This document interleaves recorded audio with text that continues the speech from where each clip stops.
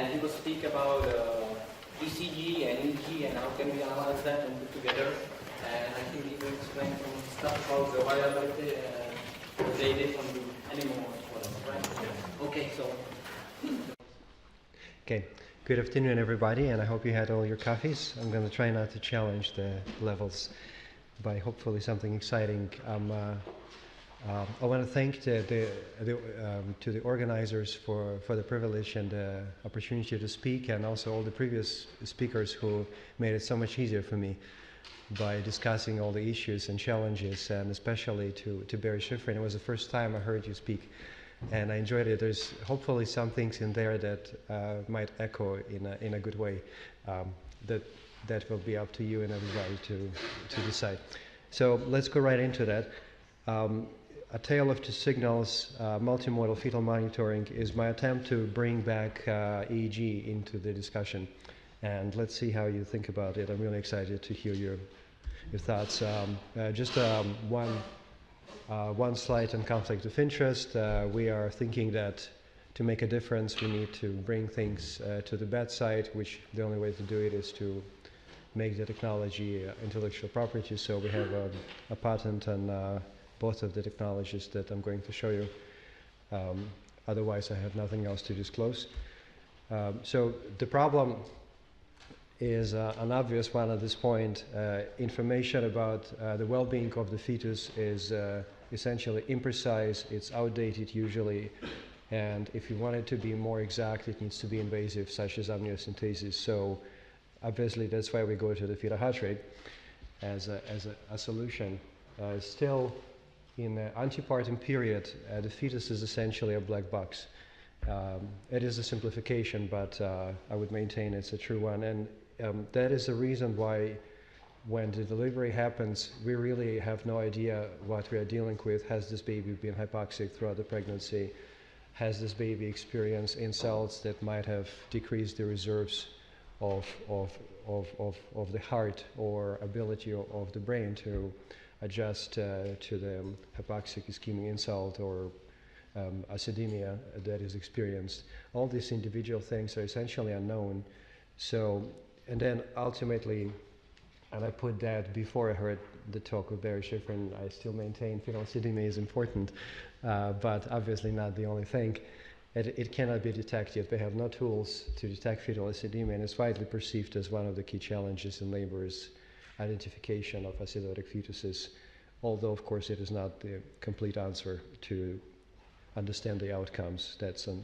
And so it's important to remember and put it in the funding applications that what people often don't understand, who are not pediatricians and obstetricians.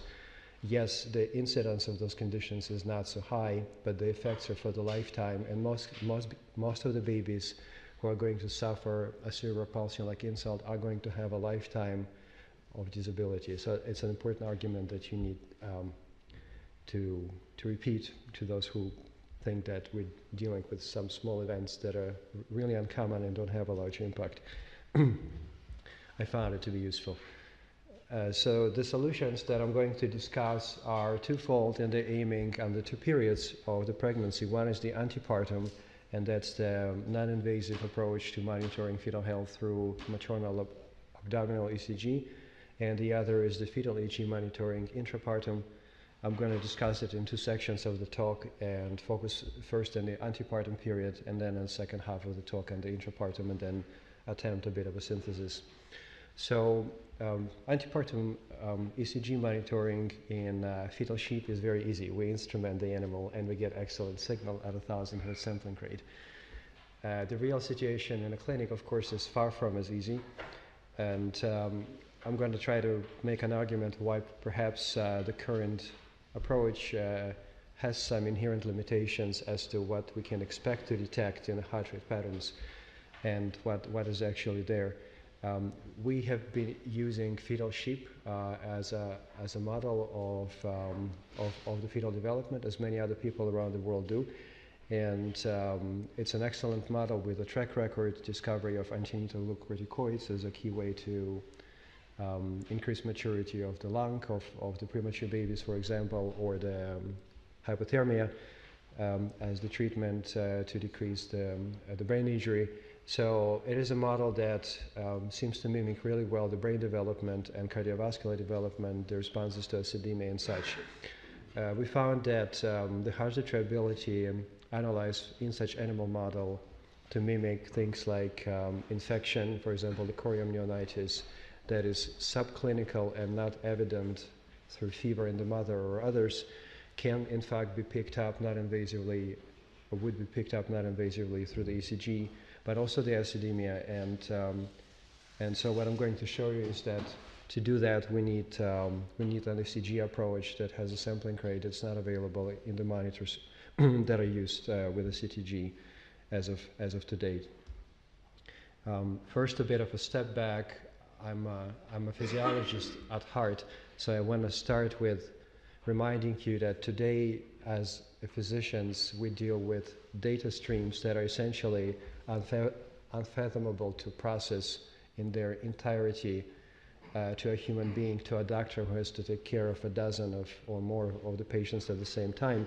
And so there's been work done over a decade or so now trying to create ways to visualize data streams that are multimodal, for example, intracranial pressure, blood pressure, other modalities that are seen at the same time, to conceptualize them as, for example, a heat map or a clustered heat map, and to see whether combining the data together can improve the prediction of outcomes beyond what is evident with the naked eye by looking at the separate data streams.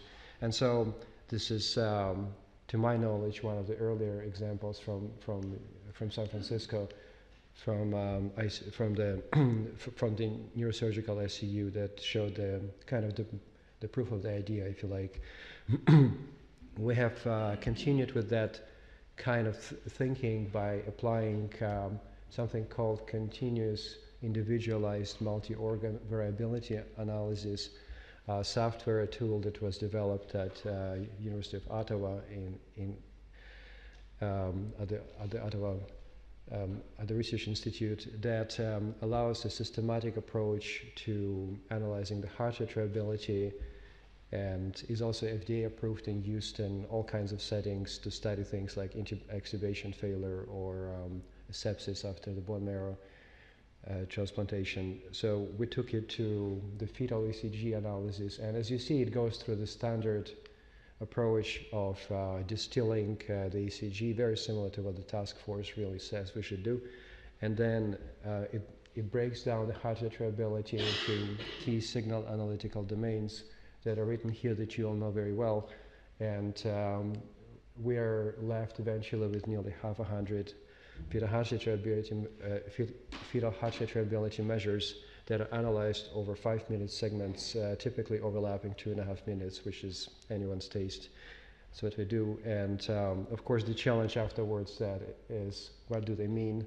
How do we bring them together in an index and so on? So the reduction of homogeneity. And I will show you an example of it. That is a study that we did in the near-term fetal sheep. So that would be an equivalent of a human fetus at the age of about 35 weeks. And here we inject lipopolysaccharide, which is an antigen of the gram-negative bacteria, one of the common instigators of infection in the fetus, which is typically an ascending infection from the mother to the fetus. The problem being, by the time the mother has a fever, it's typically too late, and the fetus already has experienced the exposure to the infection and has an inflammatory response. We see that inflammatory response within 3 hours after injection of the LPS molecule through the rise of interleukin-6, which is one of the pro-inflammatory cytokines that one typically looks at. And here is in the red, the principal component analysis of fetal inflammatory index that we developed that seems to track well the inflammatory response seen in the plasma of the fetus through IL-6, and the green is the control animals. This is about 54 hours of observation. The control animals don't seem to respond with a meaningful change of the heart rate variability over time. So we then asked, what about exposure of the organs of the fetus to inflammation, and is there a connection between the heart rate variability changes over time and inflammation in the organs, for example, in the gut. Gut is an important inflammatory target, if you like, because there is the understanding that the subclinical infection in the fetus is associated with a risk for necrotizing enterocolitis of the neonate, which is one of the top basically 5 outcomes leading to mortality or at least morbidity of the neonate in the NICU. And we have no ways of really identifying the babies who are going to have it. So it turns out that at the 24 hours after insult, there is a set of fetal heart rate variability measures that show correlation to inflammation in the gut that we estimate at 54 hours after the insult in this animal model. And the measures shown here do not overlap with the measures that comprise the inflammatory index. So it seems to be a dedicated set of fetal heart rate variability measures that are able to predict the onset of inflammation in the gut one day after. So this is more of a snippet considering the time we have. The next snippet for what the fetal heart rate variability might be able to do antepartum or in the labor process is the prediction of acidemia. This was done again in fetal sheep using umbilical cord occlusions as a tool to induce the intermittent interruption of the blood supply to the fetus to mimic the contractions of the uterus as they would occur in labor, and it's a widely used approach to mimic the human labor through occlusion of umbilical cord. The occlusions are done basically for a minute, 1.5 minutes apart for about 4 hours, and you can see that the pH decreases from normal around 7.354, so down to 7.00 over 4 hours. What you see here in black is the RMSSD that's determined in intervals here intermittently, and in gray you see also RMSSD. The difference is the black one is determined from ECG and heart rate variability that were sampled at 1,000 hertz. The gray one was derived from a fetal heart rate that was resampled to mimic the CTG scenario at 4 hertz. And what comes out is that basically the Nyquist, or you see the issue of the aliasing at the beginning, and that is that the variability at the baseline that is estimated through the RMSSD is essentially overestimated, and then as a result we don't really see the difference over time that acidemia is inducing, while if you sample it correctly you can see the increase of RMSSD over time. And then this is the fetal sheep model. We went ahead and asked what about the humans, and so this is studies that we've done with the colleagues at the University of Milan, and they had access at the time to data using basically the Monica device, and that is able to sample ECG at 900 hertz, as close as we got at the time to the high quality ECG of the fetus.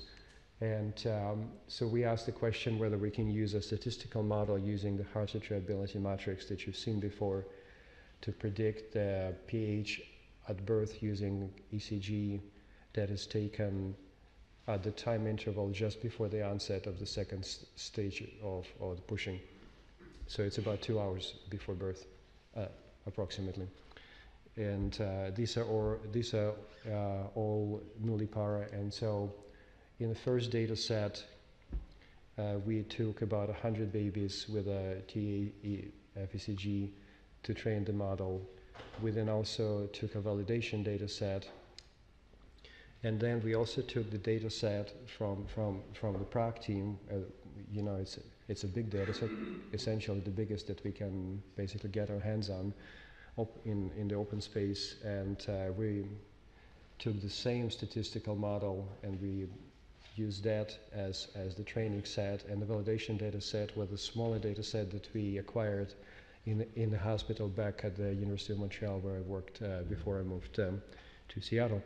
And so the predictive ability for pH at birth was considerably weaker in the data set that was done from the 4 hertz data set from although the training data set was actually much bigger than the TA-FECG data set. So despite the larger data set to train the model on, the prediction was actually poorer. So it's not a definitive, but at least a suggestion that sampling rate in animal model of human labor as well as in human data does play a role in the quality of the prediction that we make for fetal acidemia. And we think that, really simply speaking, it has something to do with the way that the response to the acidemia works. It's a chemoreceptor mediated response, and I will not say more because there's another talk on that. But chemoreception is mediated through the vagus nerve. Vagus nerve operates at higher frequencies. They're simply not captured when you undersample ECG, and that's really perhaps a bit too simplistic, but what I think we are experiencing. So of course we need approaches to derive the high quality ECG from the abdomen, and there's a following talk from the Hating Wu lab. So he's going to talk about the approach to derive ECG from a single lead at the maternal abdomen, which kind of looks like this, and the validation can be done with a fetal scalp electrode or with the ultrasound, and essentially you would be left only with the electrodes on the abdomen. There are also other talks that are coming up that are going to go in depth into these things. I think that's a way in the future to address some of the challenges that we discussed today, whereby we are missing somewhat the salient information, especially in early stages of the pregnancy and in stages of the labor where the response appears to become absolutely normal, but maybe it's not. Okay, now I'm shifting to the EEG. The progress today is that we had an animal model in which we discovered the pattern of EEG that seems to be associated with the brain shutdown about an hour ahead of the drop of pH to 7.0. And so we're now in the process of doing the validation in a clinical cohort. I don't really need to say very much about this. This has been spoken about extensively. And what I would like to show you is, again, a series of experiments in fetal sheep, 3 different series of experiments to mimic the human labor. In the first one, the fetuses were normoxic to begin with. In the second one, they were hypoxic to begin with. So think of IUGR as an example. And in the third one, they were injected intraamniotically LPS to mimic the infection ahead of beginning simulating the labor through occlusions of the umbilical cord.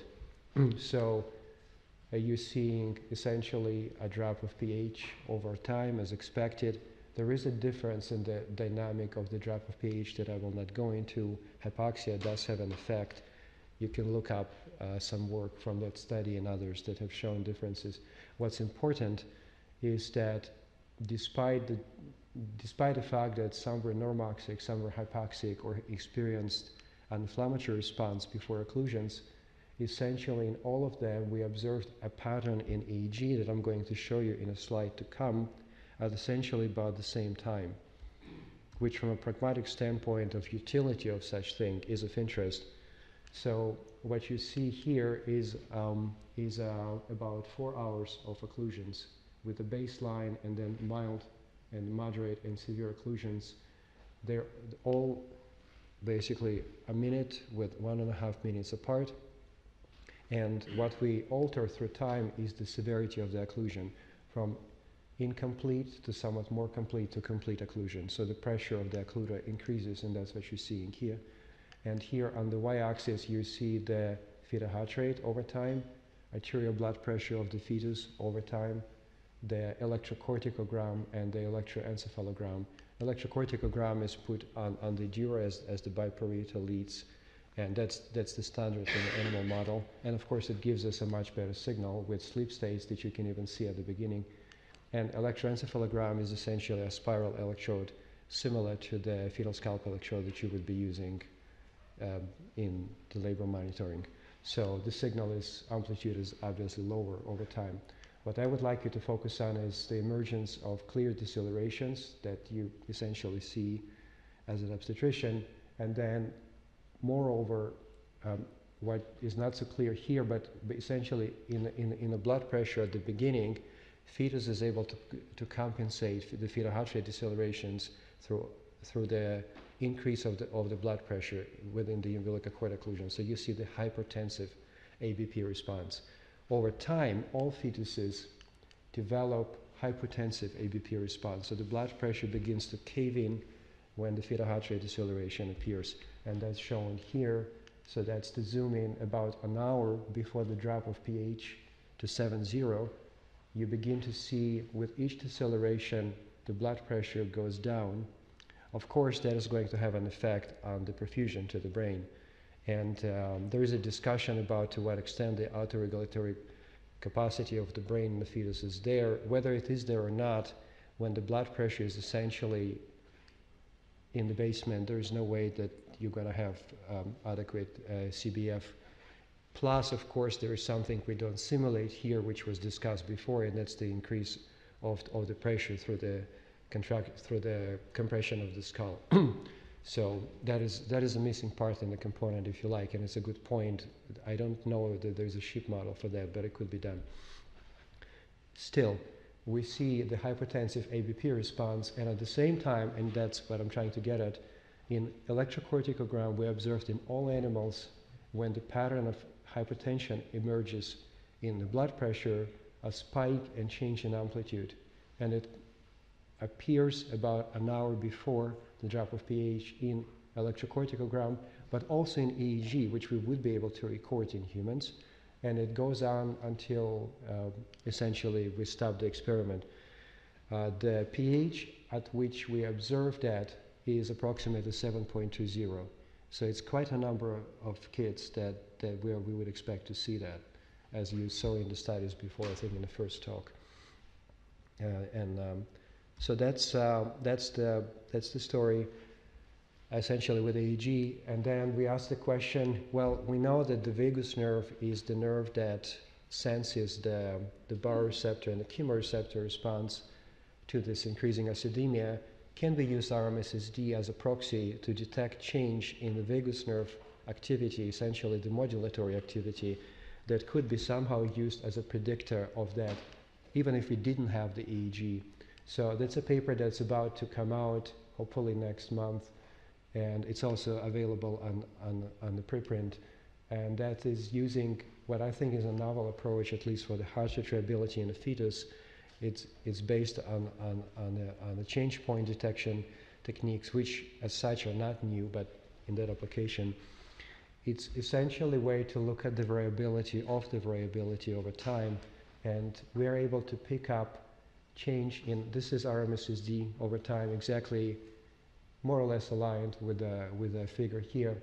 And at the time when we see the pattern, we are able to pick up in an unsupervised manner change in RMSSD fluctuations that seems to be in about the time when we see the blood pressure response. So we think it's the reflection of the decompensation occurring on the cardiovascular level, which I think is exciting, because I actually put the slide after I heard you talk, because I thought it would be a humble attempt to offer something in the direction. So to summarize, the fetal EEG combined with the heart rate monitoring as an ancillary tool to the existing heart rate monitoring has the potential to be used in an automated manner for the early detection of the worsening acidemia in the fetus.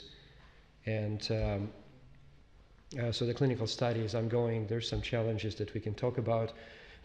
So in the outlook, to summarize, I would like to get your input and ideas, in particular on how can we make fetal ECG technologies more acceptable. It's obvious that the first ECG technologies appeared in 1981 or so, and there's quite a few on the market now, maybe 4 or 5 of the companies, and some are here. We're excited to hear about your work. It's very important. At the same time, the acceptance will probably take time. I think from a physiologist standpoint, that is the way to go. if we want to address at least some of the challenges, such as acidemia, because they're simply carried through a part of the autonomic nervous system that's more amenable to the high sampling rate ECG data than low sampling rate ECG data. There may be other applications where that may not be so important. And the other issues are the cost of the devices. I don't think we can convince a hospital to buy a new technology for the price of the old one. It has to be more acceptable. And the validation, of course, is a challenge, which I think is not a big challenge because they're really easy to use. Our experience so far was that it was pretty easy to collect data with abdominal ECG. It's a completely different story when it comes to EEG. EEG in a fetus was actually recorded way in the 70s. The Rosen team has a bunch of studies in the 70s using fetal EEG in human fetuses. They show ability to see fetal sleep states, if the responses to anesthesia and things like that, to epidural. So there's a lot of data about the feasibility. There was a resurgence of work at NYU in the 90s, again, I think by a student of Mr. Rosen, and again, they didn't seem to lead to any implementation in the clinic. So we think that with the new understanding that we have, where potentially there is a link between cardiovascular decompensation and responses in EEG, we might have something that would make more sense now to consider that as an ancillary modality. But the recruitment has been an absolute pain to execute, if you like. It's not easy to convince, to consent to approach a woman in labor to do as much as just have an extra device on the bedside. We don't actually touch the pregnant women. We use the equipment that's already in place, and even then, it's not easy. So I just leave it like this. This is an honest sharing of my experience, and if you're interested in contributing to the cohorts, you're more than welcome to talk to me afterwards. So this is, I think, all I want you to say from science. I do want to mention that this work would have been impossible without a bunch of people and teams from a number of places around the world, in Italy, in the States, and in Canada. And the sheep experiments would have been impossible without an incredible support from University of Montreal, the veterinary team, and a good deal of support through the funding agencies who have had the faith that it's worthwhile. So thanks to everybody, and again for the opportunity.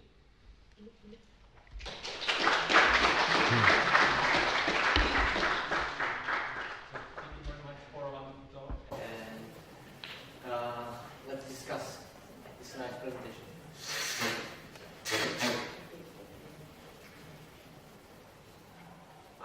Please, Barry. One of the issues, and I think Rosen and other people, Wilson, I guess, have found is that head compression can cause its own changes in the EEG, so that separate from asphyxia, you simply impair blood flow to the brain is going to compensate and try to shut down, if you will, and the tracing can literally go flat.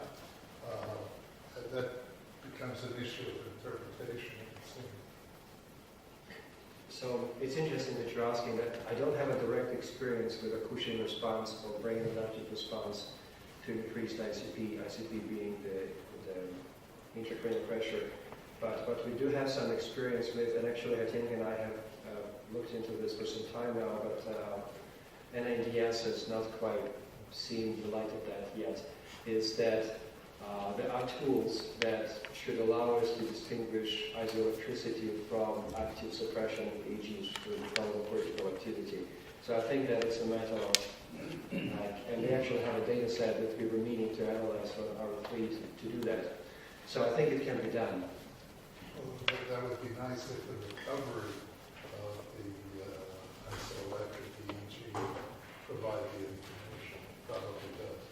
Either the recovery or the information content that should be distinct when you see an actual isoelectricity due to injury and the drop of activity both in the excitatory and inhibitory cells, as opposed to active suppression. That's kind of the concept. Yeah, that's a good point. It should be explored. Yeah. It seems like you see the exact same thing that I see. With RMS Is it? I mean, we both work on shit. You see an increase in RMSSD with acidemia, but that obviously is not the clinical view of what happens with acidemia. So I'm interested to hear your view. I pondered this for many years. I'm interested to hear your view about that. Yeah. Well, I meant to be gentle and not. So I didn't want it to be a me talk, but here is the brief attempt to answer it is here. And there was a wonderful comment made by one of the reviewers when the paper was under review that what we're showing here is a basic fact for a biomedical engineer, but it might be worthwhile for obstetricians to become aware of the undersampling issue of the heart rate, because it's just not so commonly seen in the same way as everybody else sees that. So in adult and neonatal ECG, we always sample at 1,000 Hz. And for the historical reasons, and at the time it made sense, we sampled at a much lower rate, and that led to the emergence of interpretation and parameters that were built on the technology all the time. What we think we see here is that when you sample it for Hertz, you simply don't see the change in RMSSD over time. If anything, it's not even changing at all. That's really what comes out here. So I think it's a question of undersampling of the data that results in overestimation of the variability and then not seeing the difference. It's probably not the whole truth, because it sounds too simple, but at least that's something that we can see through the data. One comment on that, so in your 4 Hz, right at the end, you're seeing an RMSSD of about 50. A standard RMSSD in a healthy antepartum parent is about 5. So you're actually got a very, very high RMSSD value. So I'm not quite sure that quite fits, because that value, if what you're saying is true, that value should be essentially showing a suppression that's about 10 times higher. So it's at the beginning it is around 10 or so, right? And well, here it is around 10, and then it goes up with acidemia. So it would be in the ballpark of what you just said. But then with acidemia it does increase. But yeah, there's no last word spoken, and it's only one of about 100 measures that are possible, plus the classification models, plus the possibilities to combine it and which rate to create a meta classifier. It's really sky's the limit. But what I like about RMSSD, and I've been saying this in papers before, is that it's a time domain measure. It's not so sensitive to amplitude artifacts as the frequency domains. It's easy to compute. Everyone can do that with essentially no screw-ups. Nonlinear measures are potentially easy to compute, but it's really easy to make a mistake in what is being done there. And these tend to perform quite often very similar to entropy measures. So I think it's a good place to start, and it's more intuitive as to how it links to the bigger activity in the time domain. Just may I find this correctly? Just as the time progress, you do some occlusion on the data. Yeah. So, but then you measure the variability index, including the deceleration, right? Yeah, we don't. Yeah, that's a good point. So, yeah, so that's like. Oh, sorry. I mean, my question is, it's not the measure like the proper measure of variability, excluding the deceleration, just the baseline variability. There is no. I'm not aware of the task force how to properly measure content variability in fetus. I'm not saying that's the bad way, but I'm just saying that it's like to put the numbers in the correct. Yeah, it's not separating. It's essentially sweeping through the data stream as it comes without separating into occlusion periods or things like that. So it's also possible that those estimates, that actually is a really good point. It might be also one of the reasons for different observations if you focus on inter-occlusion intervals. You may be seeing. Let's ask a silly question. How do you, it's really out of my depth, how do you actually acquire the EEG? The EEG. Well, it's in a sheep, so it's easy. But not like, but for humans, where are we with that? Okay, so I mean, the sheep is great, Yeah. but like. Yeah, no, and that's just, no, that's going to do. Yeah, so it's through the scalp electrode, that's what's been done before, essentially. So the regular fetal scalp electrode allows you to, you're already on top of the fetal head. Yeah, yeah. No, I just don't have experience with that at all. That's cool. And then with the trans-abdominal signal processing, do we have any chance? Again, it's out of my that silly question. Can you get the EEG through a trans-abdominal in principle? That's what some obstetricians are asking me because they want, yeah, and you know, I mean, it is a fair question. Maybe in 10 years. But in principle, you can. Just we have Well, no, the signal processing. that's a little bit like watching episode of Star Trek. At the moment, we don't have sensitivity to pick up electric field over the abdomen. So at the moment, it's complete science fiction. And if anything, I would venture to say it's probably not going to be an electric field. It's going to be a magnetic field. More sooner, probably, than the electric. So we just don't have neither the sensors nor. I think the sensors are really the key issue. So no, that's what I thought. Thank you very much. it is possible to record magnetoencephalography if you're willing to maintain a facility at a certain point over the years, and there's only a few of them in the world for that reason. And it's a great source of insights about the fetal brain development, you know, and basically in human fetuses. That's where we learn a lot of the validation of the living sheep, for example, through magnetoencephalography in humans. So that does exist, but it's entirely based on research. Okay, last question. Just curious about the spikes in the EEG. What physiologically explains them? It's a great question. What we discuss and think that might be happening is unmasking, a transient unmasking of inhibitory interneural activity that occurs due to adaptive shutdown of excitatory cells, the pyramidal cells, which are more energy consuming than the interneurons. Your excitatory cells, which require more ATP, fire at a lower rate, but with a higher amplitude when we shut down. And that's what we saw in the original studies, that there was a spike in the spectral range frequency as well at the time. When they shut down, your interneurons that are at a faster rate, they're basically the only ones left. And since it's not complete shutdown, it's not an injury, it's an adaptive response. It comes back, and it comes back again and again. Overall, however, decreasing over time. So we think it's basically an effect of seeing something that otherwise was not sufficiently strong to come through in the EEG. If at the point of injury, then do you expect these spikes to rise or to be indicative of injury? I mean, at what point do you, just by looking at the signals, do you say that injury has happened? So the cool thing is, so the concept to keep in mind here is one that goes back to about 75 by Astro, and they call it the ischemic flow.